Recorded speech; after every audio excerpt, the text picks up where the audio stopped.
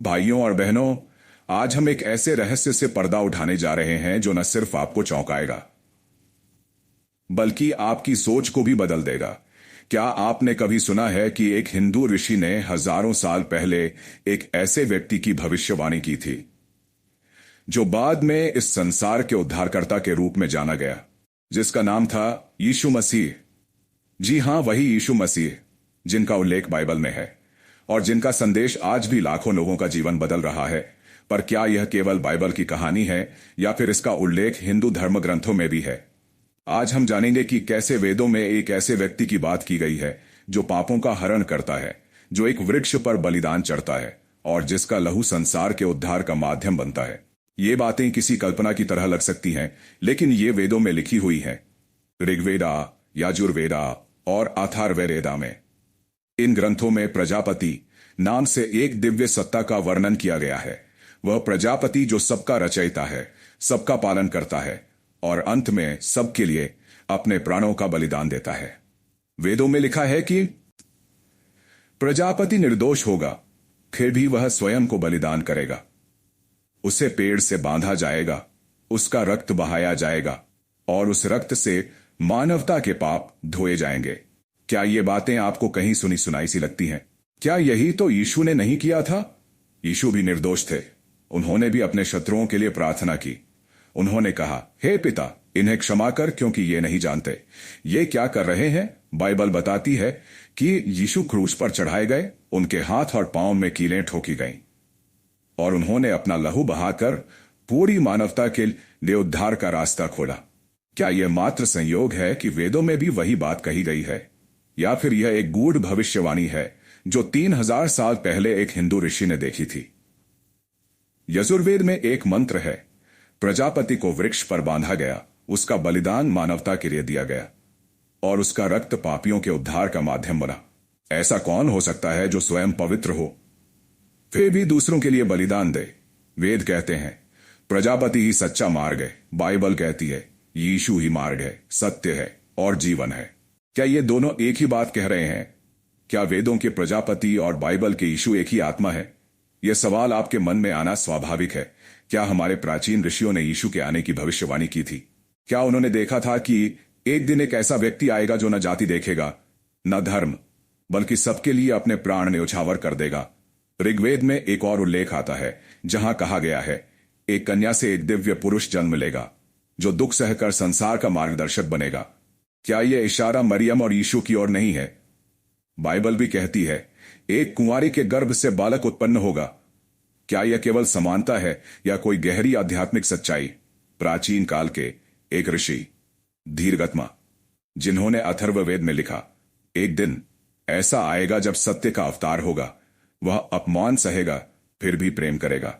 क्या यह यीशु नहीं है जिन्होंने अपने साथ हुए अपमान के बाद भी अपने दुश्मनों के लिए प्रेम दिखाया?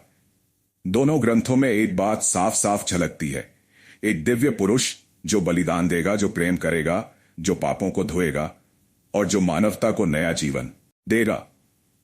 वेदों में कहा गया वह न केवल आर्यों के लिए बल्कि म्लेच्छों के लिए भी बलिदान देगा, यानी वह संपूर्ण मानव जाति के लिए आएगा। यीशु ने भी यही कहा, जो कोई मुझ पर विश्वास करेगा वह अनंत जीवन पाएगा।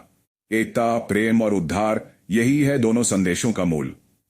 फर्क सिर्फ इतना है कि एक को प्रजापति कहा गया, दूसरे को मसीह, लेकिन दोनों का काम एक ही है, पाप से मुक्ति देना। यह कोई धर्म परिवर्तन का विषय नहीं है, यह आत्मा के सत्य की खोज है।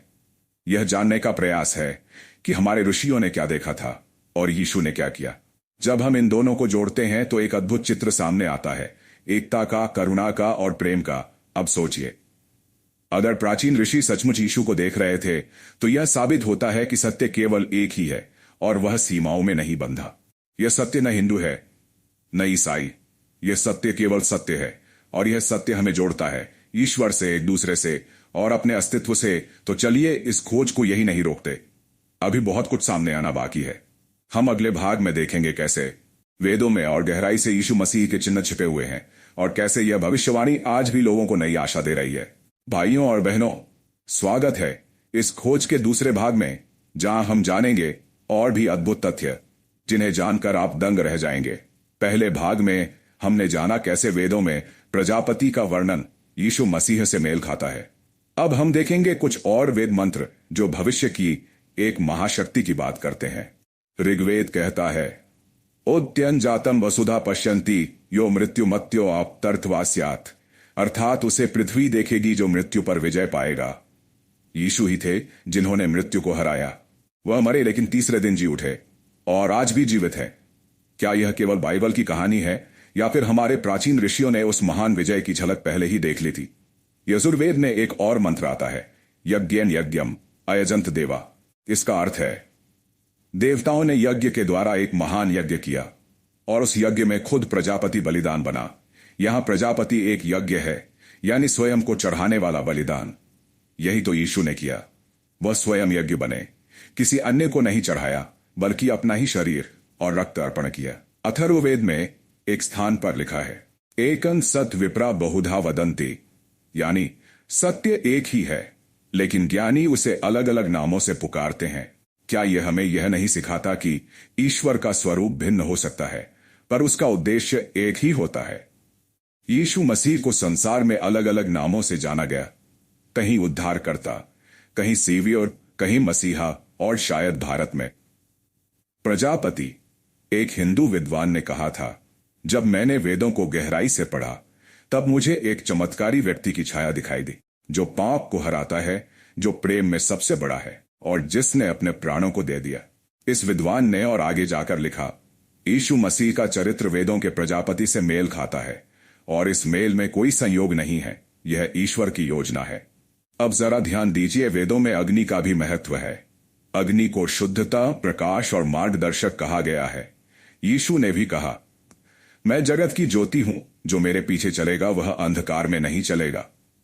क्या यह भी एक समानता मात्र है या एक गूढ़ संकेत? वेदों में कहा गया, तन यज्ञम बर्हिषि प्रोक्षण पुरुष जातमग्रतः।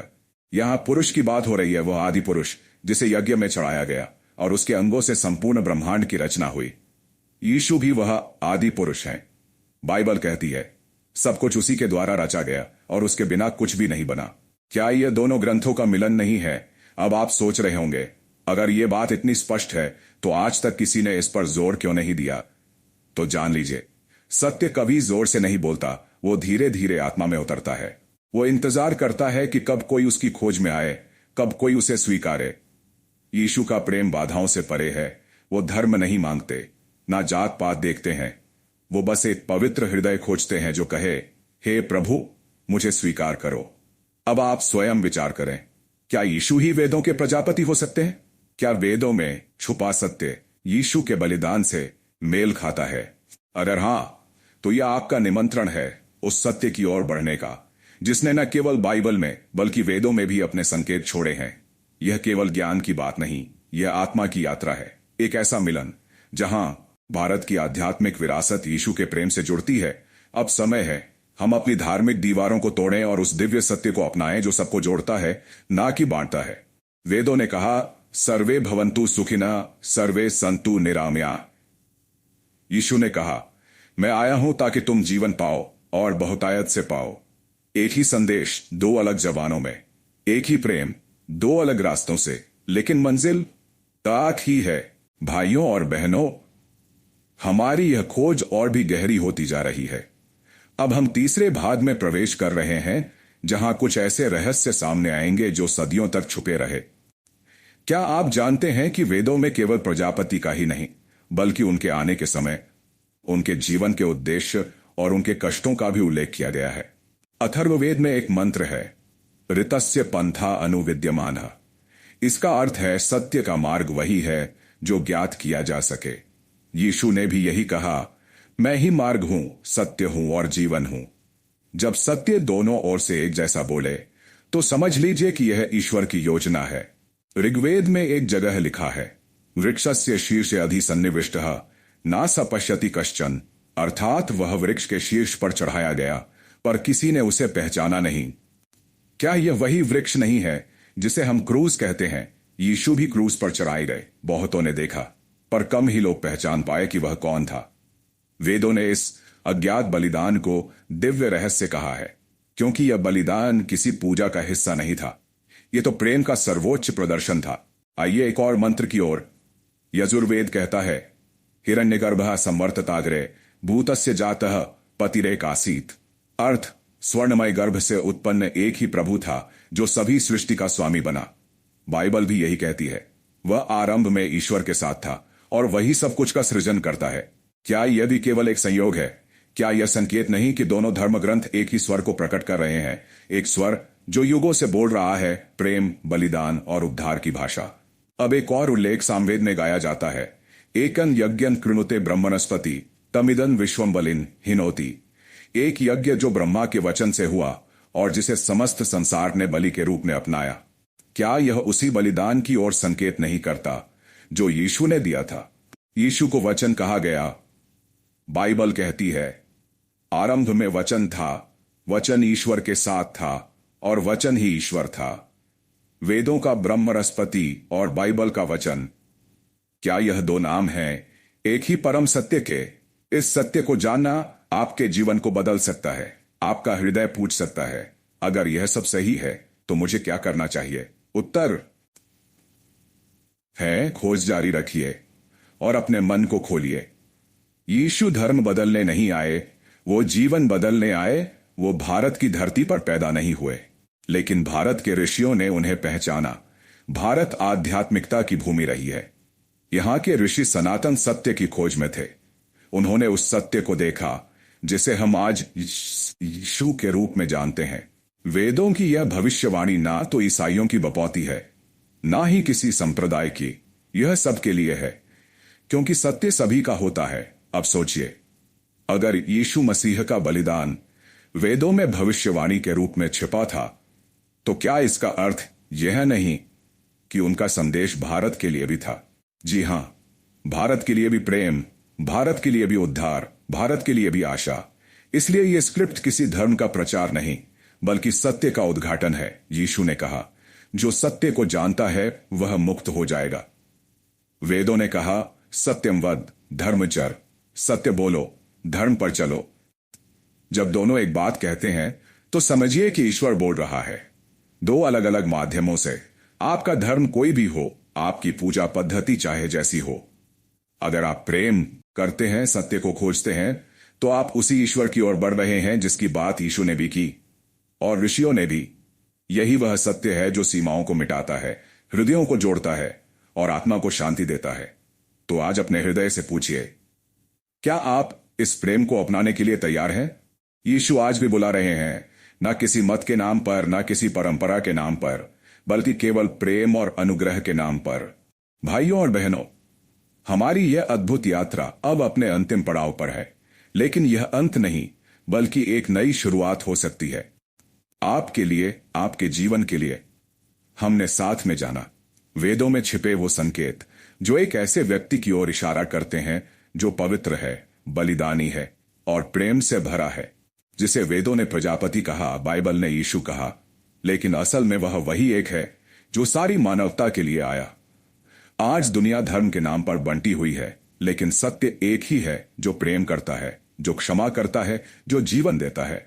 वेदों ने कहा, सा विद्या या विमुक्ति, वही ज्ञान है जो मुक्त करे। और यीशु ने कहा, सत्य तुम्हें स्वतंत्र करेगा। दोनों में एक ही आवाज है, एक ही प्रकाश, एक ही आह्वान।